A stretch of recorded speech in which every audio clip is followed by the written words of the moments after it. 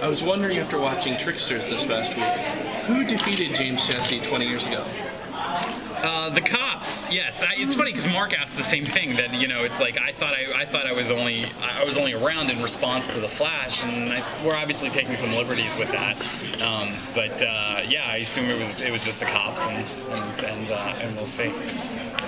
Well, there was also the gaping hole. We weren't quite sure if they were apprehended or if they slinked away.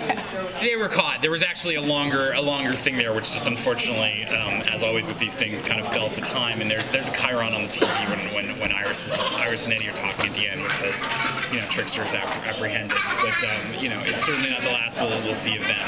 And yeah. So Mark Hamill's okay with returning on the show? Yeah, he said, you have my number. I think, again, I don't really know him, so, but I think he had a fun time. I think he was really touched by the whole thing. He had said to me, which I thought was so sweet, that, he couldn't believe that his two favorite characters that he ever got to play came back to him in 1 year, and that the Trickster meant that much to him, considering the other role he was talking about that we all know.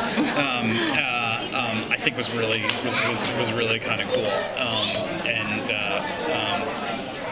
it was fun. It was we don't as always with these things, it could just be a gimmick, but I think we really looked at it as we don't have that character on the show. If you put all the rogues in one room, you've got Wentworth Miller and Anthony Kerrigan and Liam McIntyre. You got a bunch of really serious guys who are just all sort of glaring at each other. We didn't really have that sort of like that psychotic, brilliant, doesn't have any powers, but is just as dangerous as anybody else character like the Joker, like the Trickster. So to bring that character onto the show and introduce him into the universe, and have Mark play it. So like he brought like a level of respect to it. I think it's as much as we were so excited to have Mark Hamill. I think it's really it's a good thing for the show, and it's a good thing to see in obviously not every week, but it's a good thing to sort of see in the future what a character like that present, the kind of problems he would present to them. Because usually their problems are how are we going to solve this scientifically, and it's not how are we going to outthink somebody who's insane but brilliant. And I think that's an interesting conundrum for them to have to face. And he got to say He said, I'm generally not one for a sort of self-serving, overt Star Wars reference, but this one made me laugh so hard. Yeah. Okay. Which was really nice. The extended trailer that was shown the other day involved Firestorm, the Dark Arrow, and maybe Reverse Flash. Can you talk about that? Those are 4 characters who are on our show. It's part of that. Again, it's part of what we've built this whole year, especially the relationship between Barry and Oliver, going all the way back to, Barry's first appearances on Arrow. You really are building this sort of friendship and this begrudging partnership and this learning.